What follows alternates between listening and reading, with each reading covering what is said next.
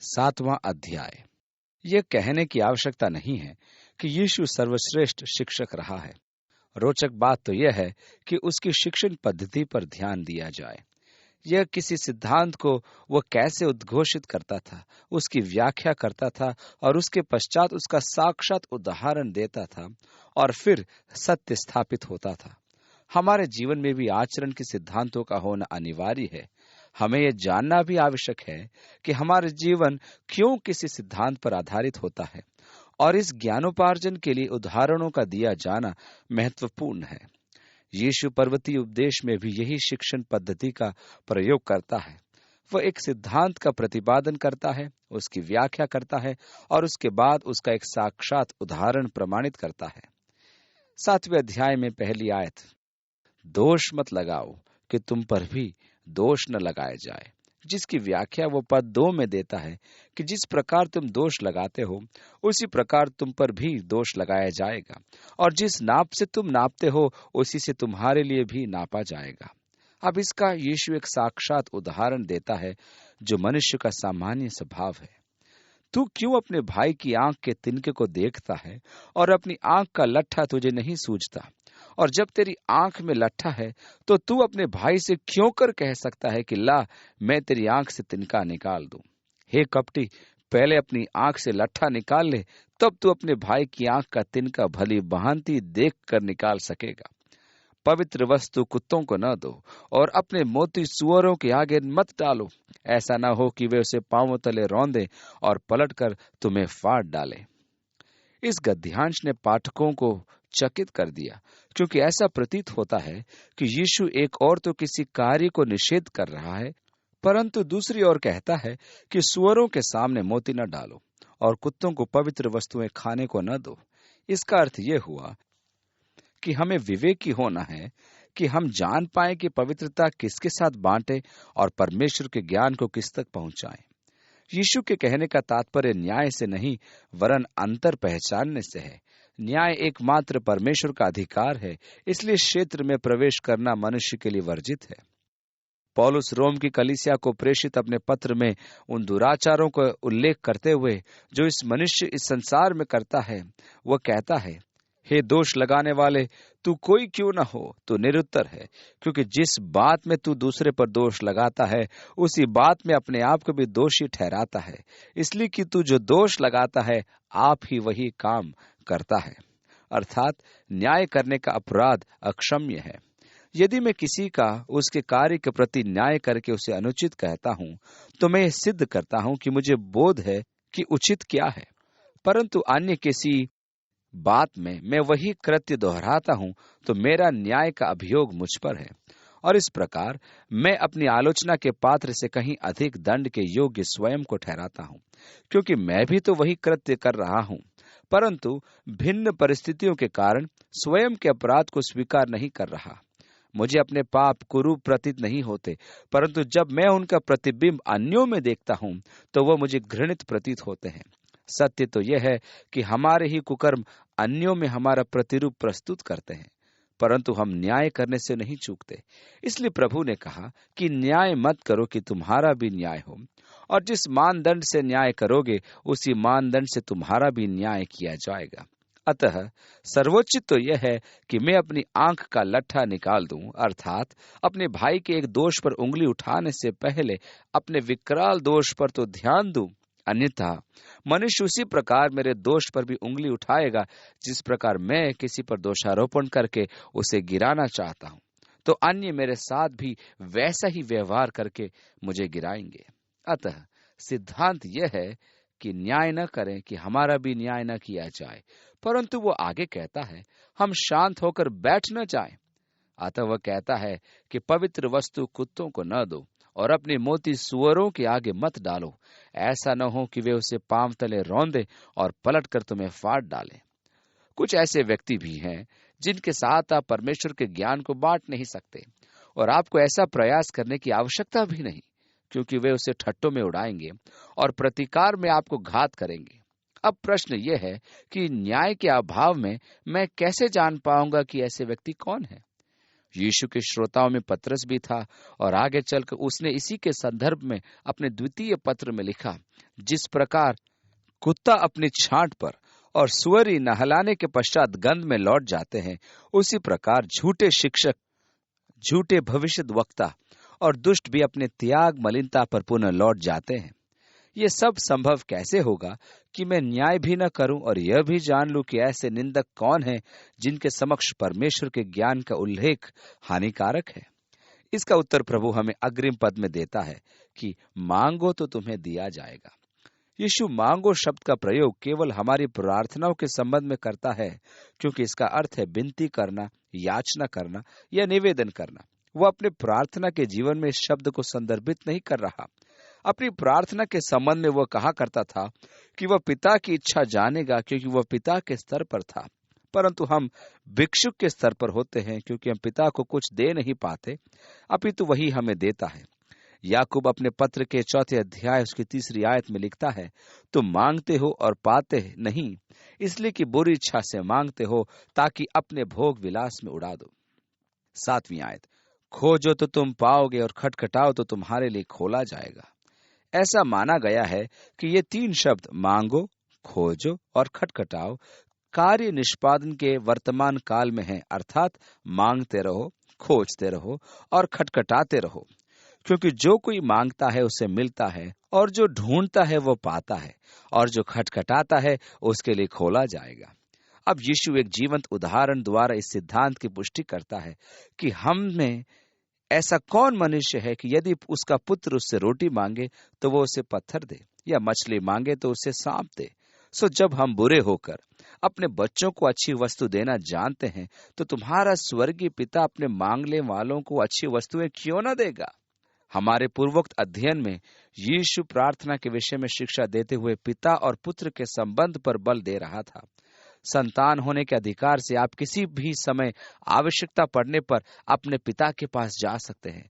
उसी प्रकार स्वर्गीय पिता अपने संतानों के मांगने पर उन्हें निश्चय ही अच्छी वस्तुएं देगा, क्योंकि जिस प्रकार सांसारिक पिता अपने संतान से प्रेम करता है और उनकी आवश्यकताओं के प्रति संवेदनशील है कि उन्हें मनोवांछित भोजन मिले, उसी प्रकार स्वर्गीय पिता भी अपनी संतति की याचना पर उन्हें सर्वोत्तम वस्तु प्रदान करता है। यीशु यहाँ न्यूनतम स्तर और उच्चतम स्तर की तुलना करके श्रोताओं को यह बोध कराना चाहता है कि जब न्यूनतम स्तर पर हमें बुराई प्राप्त नहीं होती, तो स्वर्गीय स्तर पर कैसे भलाई प्राप्त होगी, इसकी कल्पना मानवीय प्रज्ञा के परे है। तो तुम्हारा स्वर्गीय पिता जो स्वर्ग में है, अपने मांगने वालों को कितना अधिक अच्छी वस्तुएं प्रदान करेगा। लूका अपने वृतांत उसके 11वें अध्याय में लिखता है कि तुम्हारा पिता जो स्वर्ग में है मांगने वालों को कितना अधिक पवित्र आत्मा प्रदान करेगा। मैं कुछ व्यक्तियों को आत्मा के वरदान के विषय में चेतावनी देते सुनता हूं कि पवित्र आत्मा मांगने पर विश्वासी जन प्रेतग्रस्त हो जाते हैं। मैंने अपने जीवन में इससे भयानक निंदा नहीं सुनी, और ये यीशु की शिक्षाओं के विपरीत भी है।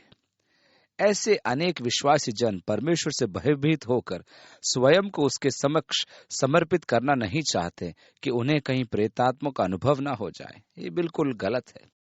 आप निश्चिंत हो परमेश्वर के समक्ष प्रस्तुत हो जाएं। मेरी चिंता यह नहीं कि परमेश्वर मेरे साथ क्या करेगा, परंतु यह कि यदि मैंने संपूर्ण समर्पण न किया तो मुझे क्या हानि उठानी होगी। परमेश्वर जो भी करे और जैसा भी करे मुझे कोई चिंता नहीं, परंतु ऐसे मनुष्य को परमेश्वर की इच्छा के प्रति भयभीत कर देती है। वह सोचने पर विवश हो जाता है कि ऐसा न हो परमेश्वर मुझे उस भयावह जंगल में सेवा के लिए लेगा, जहां चूहे और सर्प संपूर्ण रात मेरे घास फूस की छत पर नृत्य करते रहें। यह धारणा उचित नहीं। आपका स्वर्गीय पिता आपसे प्रेम करता है और आपके जीवन के विषय में उसकी योजना आपकी निजी योजना से कहीं अधिक अच्छी है। यदि किसी के साथ सर्वोच्च भलाई हो सकती है तो वह है कि स्वयं परमेश्वर की योजना के निमित्त समर्पित कर देना, क्योंकि आपके जीवन के प्रति परमेश्वर की इच्छा का केंद्र बनने से उत्तम अन्य और कुछ भी नहीं। मेरे पास ऐसा पिता है। परमेश्वर के मन में मेरे प्रति सर्वोत्तम भलाई है। जब मैं उसे उस सर्वोत्तम भलाई को पूर्ण करने में बाधा उत्पन्न करता हूं तो वह अप्रसन्न हो जाता है। मेरे विचार में मैं परमेश्वर से अधिक जानता हूं और मैं अपनी इच्छा की पूर्ति करता हूं तो परमेश्वर मुझे झिड़क देता है। जिसका अर्थ यह नहीं कि वो मुझसे प्रेम नहीं करता। समस्या तो मेरे साथ है कि मैं अपने जीवन में परमेश्वर के सर्वोच्च कार्य को बाधित कर रहा हूं। अतः बुद्धिमानी तो यह है कि संपूर्ण रूपे इन परमेश्वर को समर्पण किया जाए, क्योंकि आपका स्वर्गीय पिता आपके सर्वोत्तम भलाई की चिंता करता है। 12वीं आयत। अब इस कारण का प्रयोग सारांश दर्शाने के लिए किया जाता है। डॉक्टर मैगी का कहना है कि जब इसलिए लिखा देखें तो पूछें किस कारण से। अनेक अर्थ निर्धारक इस शब्द को भूल जाते हैं और व्याख्या असहाय होकर संपूर्ण अर्थ से चूक जाते हैं। इस कारण जो कुछ तुम चाहते हो कि मनुष्य तुम्हारे साथ करे, तुम भी उनके साथ वैसा ही करो, क्योंकि व्यवस्था और भविष्यद्वक्ताओं की शिक्षा यही है। इस भाग का ये अंतिम पद है, न्याय मत करो कि तुम्हारा न्याय किया जाए। तुम जिस नाप से नापते हो, तुम्हारे लिए भी उसी नाप से नापा जाएगा। परमेश्वर इस प्रकार के व्यवहार से स्वयं के लिए एक मापदंड तैयार कर लेता है। यीशु अंत में सारांश प्रस्तुत करता है कि जो कुछ तुम चाहते हो कि मनुष्य तुम्हारे साथ करे, तुम भी उनके साथ वैसा ही करो। मनुष्य प्राय यीशु की शिक्षाओं को अन्य दार्शनिकों की शिक्षा की तुलना में रखता है। यहाँ भी अनेक हैं जो इस शिक्षा को कन्फ्यूशियस की शिक्षा मानते हैं, क्योंकि उसने भी कहा था, मनुष्य के साथ ऐसा व्यवहार मत करो जैसा तुम नहीं चाहते कि मनुष्य तुम्हारे साथ करे। कन्फ्यूशियस की अनेक उदाहरण आज तक प्रचलित है। उनमें से एक उदाहरण है, वह जो मिट्टी उड़ाता है पराजित होता है। अरस्तु ने भी यही कहा, जो तुम नहीं चाहते कि तुम्हारे साथ किया जाए, तुम भी अन्यों के साथ मत करो।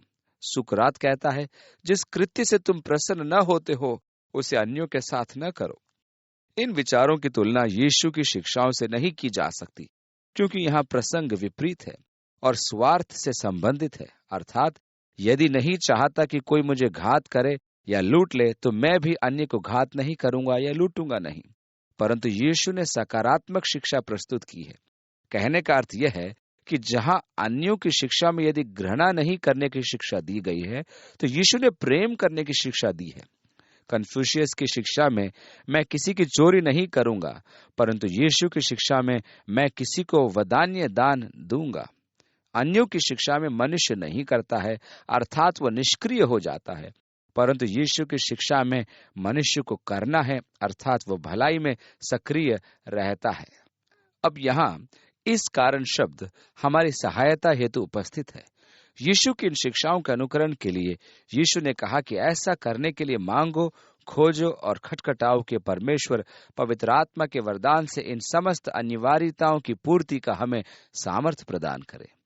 यीशु ने एक सिद्धांत का प्रतिपादन किया, उसकी व्याख्या की, उसका उदाहरण दिया, और अब आता है क्रियाशीलता का आग्रह, जो यीशु चेतावनी से आरंभ करके सकारात्मक क्रियाकलाप से निष्पादित करता है। 13वीं आयत।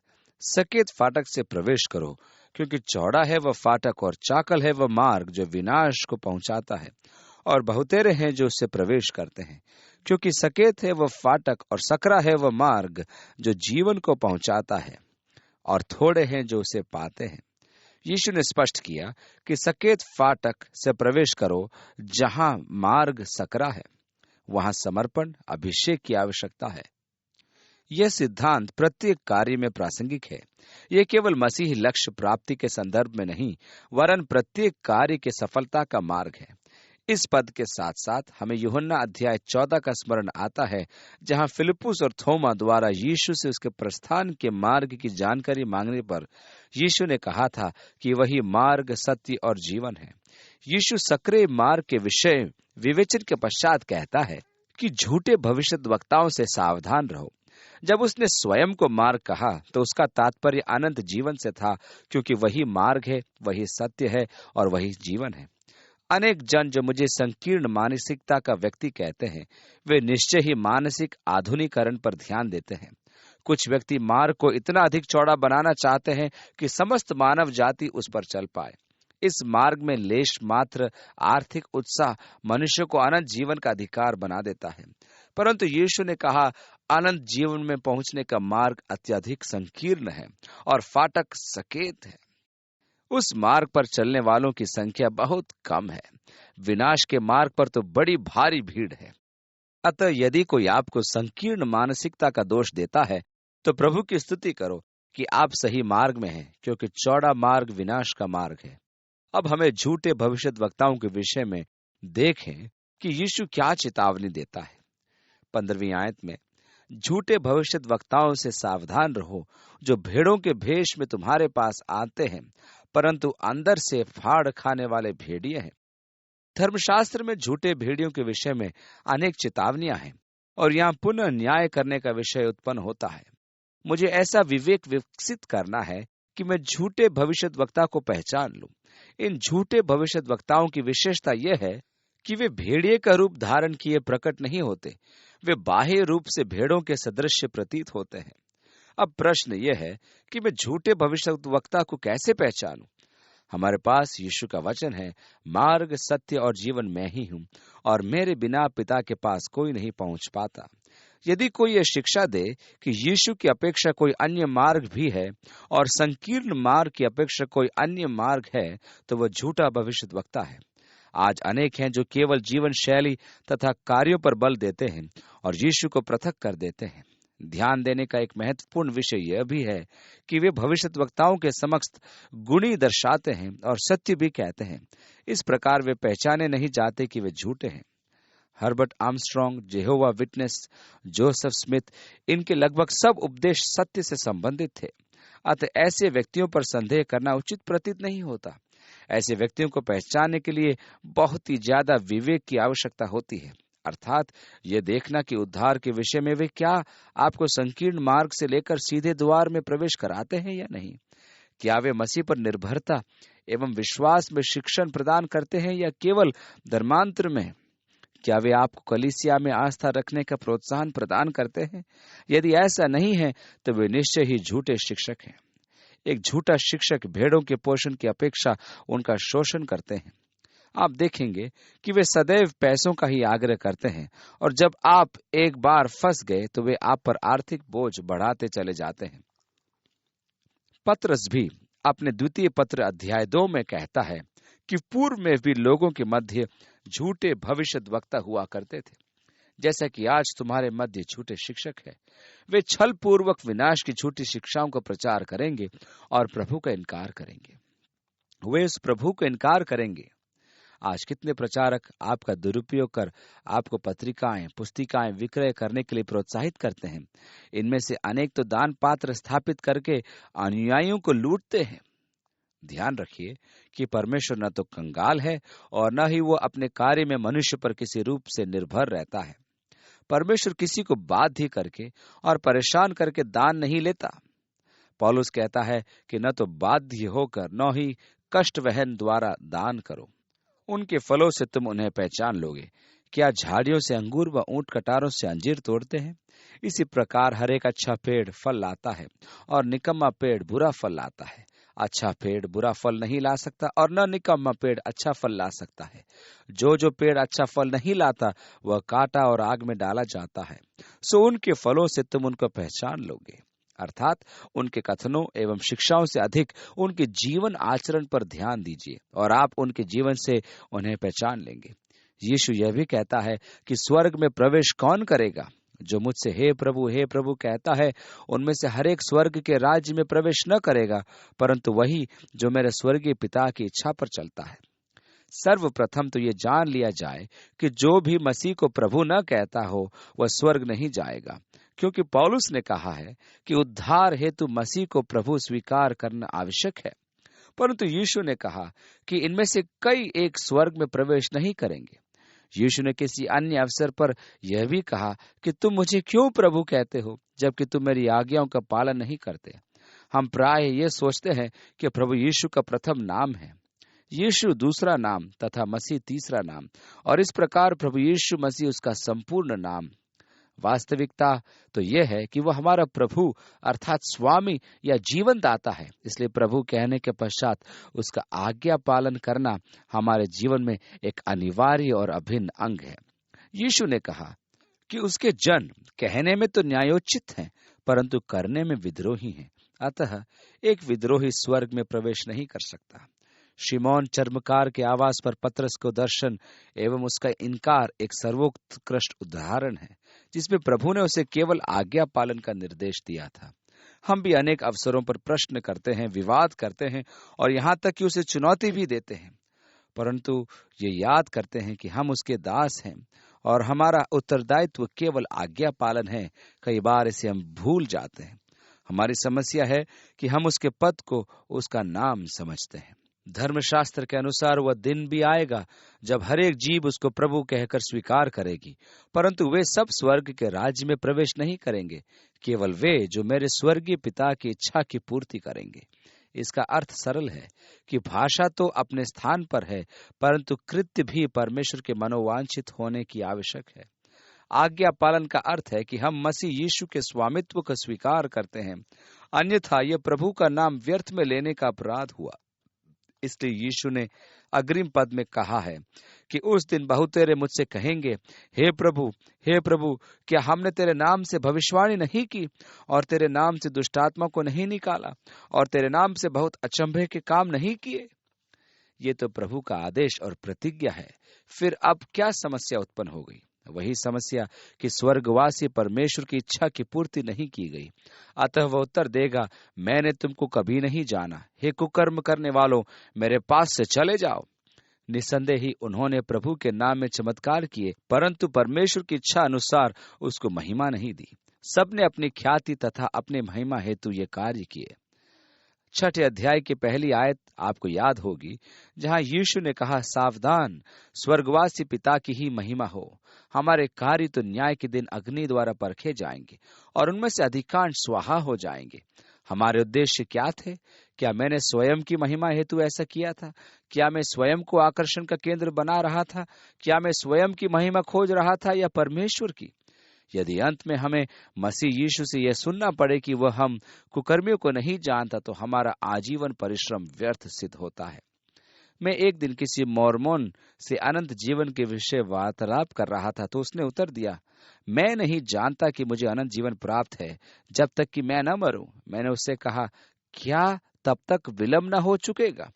यूहन्ना कहता है कि तुम्हें मृत्यु की प्रतीक्षा नहीं करनी है। पहला यूहन्ना 5 की उसकी 13वीं आयत में लिखा है, तुम जानो कि अनंत जीवन तुम्हारा है। आज ही जान लो कि तुम किस मार्ग पर अग्रसर हो और किस द्वार से प्रवेश करते हो। कुरिन्थ की कलीसिया को लिखे प्रथम पत्र अध्याय 11 उसके 28वें पद में पौलुस लिखता है कि प्रत्येक मनुष्य आत्मनिरीक्षण करे कि हमारा न्याय परमेश्वर न करे। कैसा कठिन कार्य है! हम ऐसे जटिल मनुष्य हैं कि अपने उद्देश्यों का स्वयं को ज्ञान नहीं होता और आत्मनिरीक्षण असंभव सा प्रतीत होता है। दाऊद राजा 139वें भजन के पद 1 और 2 में कहता है कि परमेश्वर सब कुछ जानता है, यहाँ तक कि मेरे विचारों को भी उनकी उत्पत्ति से पूर्व जानता है। ऐसा ज्ञान प्राप्त करना मेरे लिए संभव नहीं। कैसा ज्ञान? आत्मनिरीक्षण का ज्ञान। मैं स्वयं को जानता तक नहीं, परंतु परमेश्वर मुझे पूर्णतः जानता है। इसलिए उसने इसी भजन में आगे 23वें पद में कहा है कि परमेश्वर मुझे परख कर मेरे हृदय को खोजे। मनुष्य द्वारा अपने हृदय की खोज करना अत्यधिक कठिन कार्य है, क्योंकि मनुष्य का हृदय भ्रम का सागर होता है और परिणाम स्वरूप हम पौलुस के चेतावनी के उपरांत भी धोखा खा जाते हैं। इसलिए यह अत्यधिक आवश्यक है कि हम स्वयं को परमेश्वर की ज्योति से ज्योतिर्मय करें। मुझे अपने मार्ग में स्थिर कर और मेरे विचारों की खोज कर। परंतु अंत में एक ही बात उत्पन्न होती है, क्या मैं संपूर्ण रूप से समर्पित हूं? इसलिए जो कोई मेरी ये बातें सुनकर उन्हें मानता है, वह उस बुद्धिमान मनुष्य की नाई ठहरेगा जिसने अपना घर चट्टान पर बनाया। लूका के सुसमाचार वृत्तांत में उल्लेख है कि बुद्धिमान व्यक्ति ने गहरी खुदाई करके नींव डाली। ये आधारभूत सत्य है। इसी प्रकार मसीह नेव को भी आधारभूत सत्य है, जो मसीह यीशु के मौलिक सिद्धांतों के अनुरूप है, और आपके मसीही अनुभव को इसका आधार आवश्यक है। भजन 23 में रचयिता कहता है कि वास्तव में परमेश्वर भला है।